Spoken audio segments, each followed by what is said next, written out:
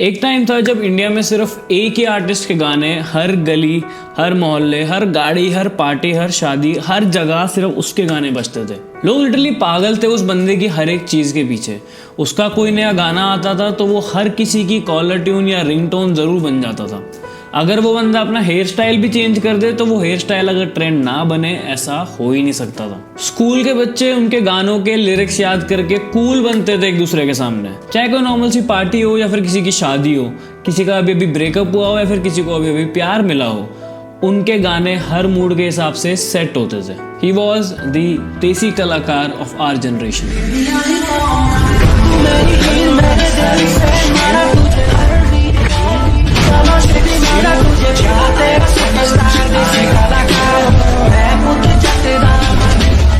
फिर एक दिन ऐसा आया कि वो हर जगह से एकदम सडनली गायब हो गए। सोशल मीडिया, ना कोई गाना, ना कोई शो, ना कहीं मीडिया प्रेजेंस, नथिंग। ही जस्ट वैनिश्ड। और एज यूजुअल लोगों ने बहुत सारी बातें बनाई।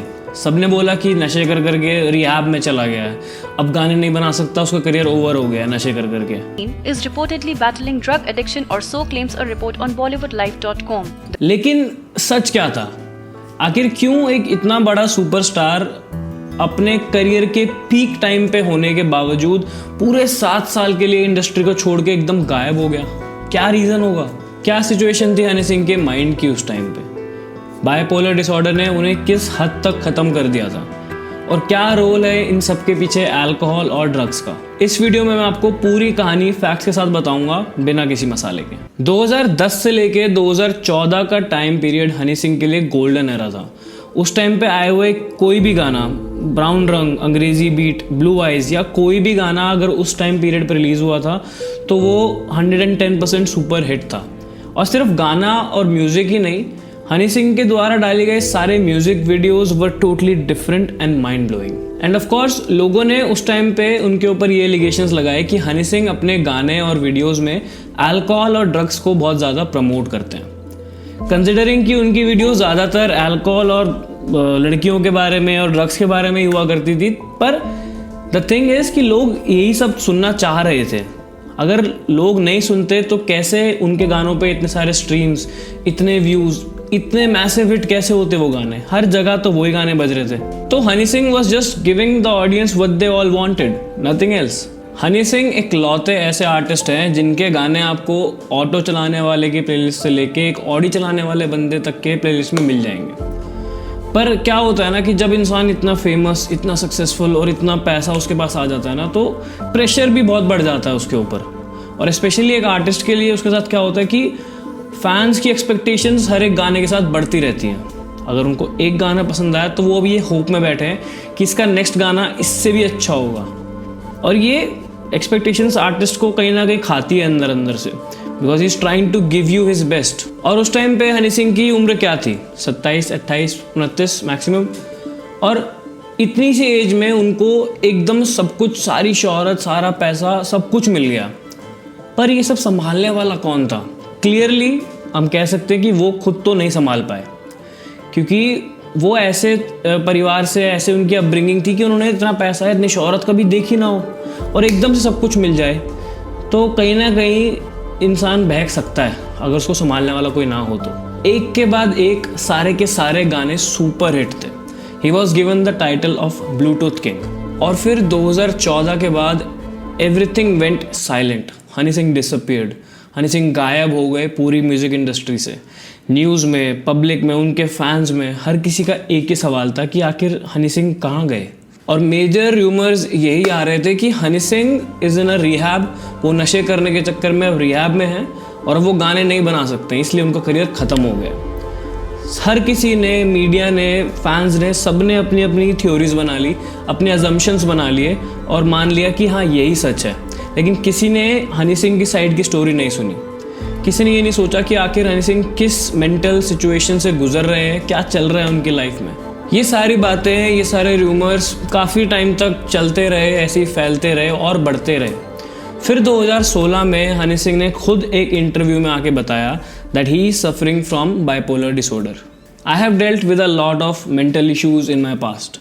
तो मैं ये बात कह सकता हूँ कि मेंटल इश्यूज़ को सिर्फ वही इंसान समझ सकता है जो उससे गुजर रहा हो।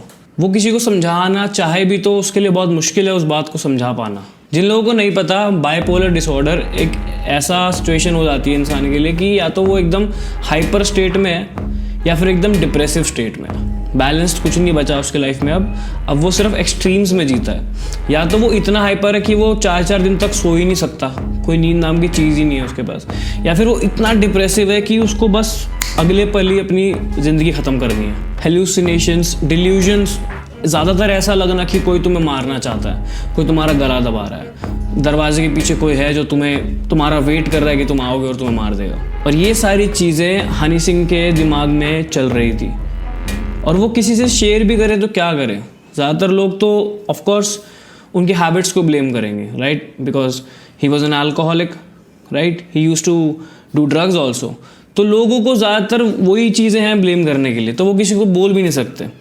एंड जहाँ तक मुझे लगता है he was suffering from this बहुत पहले से। 2014 में ही क्रैश्ड, उनका क्रैश हुआ। क्या पता पहले से वो इन सारे सिम्टम्स से सफ़र कर रहे हो और बस चल रहे हो अपनी ज़िंदगी में, काम कर रहे हो, ट्राई कर रहे हो। 2014 में उनको क्रैश हुआ। 2016 में उन्होंने इंटरव्यू में आके सबके सामने ये बात बताई कि yes, I am suffering from this disorder. और जहाँ तक है कि मैंने अपनी उस बीमारी के बारे में बात करी, तो उसका सबसे बड़ा रीज़न था कि मेरी फैमिली तो है ही है, मेरी सबसे बड़ी फैमिली मेरे फैंस हैं, तो उनको पता होना चाहिए मैं कहाँ गया। ठीक है, उनको पता होना चाहिए कि क्या हुआ। तो डेफिनेटली मैंने उस दौरान कुछ गाने भी लिखे हैं जो थोड़े सीरियस हैं, थोड़े फिलोसफिकल हैं। तो अभी थोड़े कमर्शियल गाने करके I will tell my story as well in a song. ये सब कुछ होने के बाद ट्रीटमेंट्स के साथ, डॉक्टर के साथ, सब कुछ चलते चलते जब हनी सिंह को लगा कि अब वो पहले से बेटर हैं, वो काम कर सकते हैं, तो फिर उन्होंने 2018 में कमबैक की कोशिश करी अपने गाने मखना के साथ।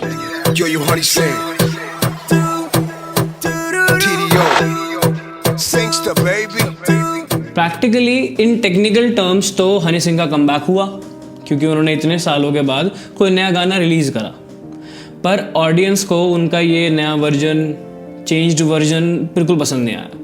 हर किसी को पुराने वाला यो ही चाहिए था। ये एक बात है जो ऑडियंस या फैंस नहीं समझ पाते कलाकारों के बारे में कि they are also human beings, उनके भी इमोशंस हैं और वो भी हर किसी की तरह ग्रो करते हैं अपनी लाइफ में। Change is a part of everybody's life, कलाकार की ज़िंदगी का भी।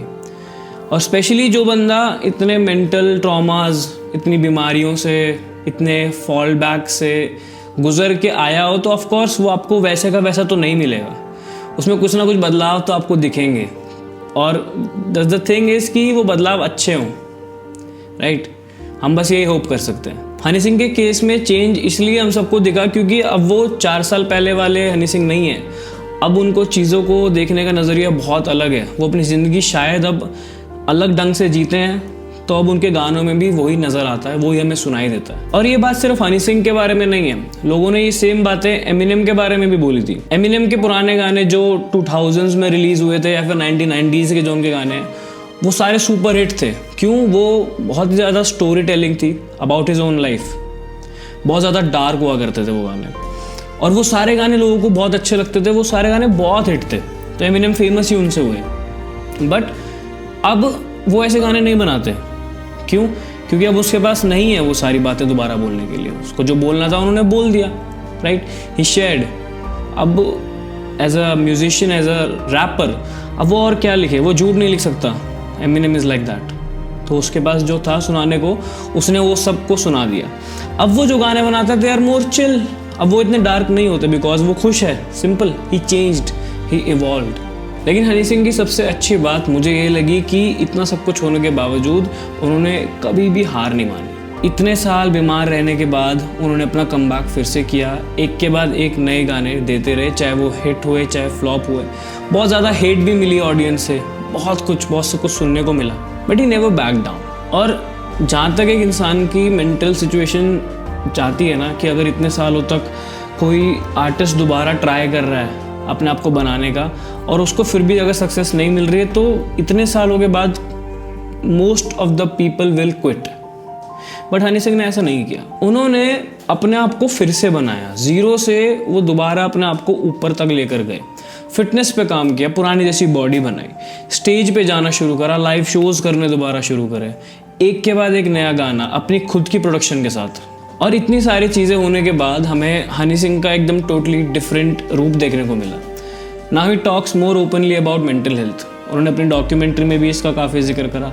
हर इंटरव्यू, हर पॉडकास्ट जहाँ भी वो जाते हैं, वो मेंटल इलनेस के बारे में ज़रूर बात करते हैं। शायद हनी सिंह चाहते हैं अपनी कहानी के थ्रू कि दुनिया में और मेंटल इलनेस को लेके और अवेयरनेस बढ़े, ताकि अगर कोई और भी इन प्रॉब्लम्स से फेस कर रहा है, लड़ रहा है, तो वो ओपनली एटलीस्ट किसी से बात कर सके। आज भी बहुत सारे लोग यही बोलते हैं कि अब हनी सिंह में वो पुराने वाली बात नहीं है, वो पुराने वाला मैजिक नहीं है। लेकिन लोगों को ये समझ नहीं आता कि एट द एज ऑफ 40 सब कुछ दोबारा बनाना, अपने आप को दोबारा उठाना ही कितनी बड़ी बात है। बहुत ही एक नेक्स्ट लेवल की डेडिकेशन, फोकस और मेहनत लगती है अपने आप को बनाने में, और इससे भी डबल ट्रिपल सब कुछ ज़्यादा लगता है अपने आप को गिरने के बाद फिर से उठाने में। ये कहानी सिर्फ किसी म्यूजिशियन या आर्टिस्ट की नहीं है, ये हर एक उस इंसान की है जो अंधेरे में गया और फिर अपने आप को खुद खींचकर बाहर भी लेकर आया। Now Honey Singh is a great example कि आर्टिस्ट टूट सकता है, बिखर सकता है, गिर सकता है, लेकिन अगर उसमें हिम्मत हो, जुनून हो, जज्बा हो, तो वो अपने आप को किसी भी सिचुएशन से कहीं पर भी दोबारा खड़ा कर सकता है। That's all for today guys. अगर आपको ये वीडियो अच्छी लगी हो तो मेरे चैनल को सब्सक्राइब ज़रूर करना। जल्दी मिलते हैं अगली वीडियो में, तब तक के लिए बाय बाय।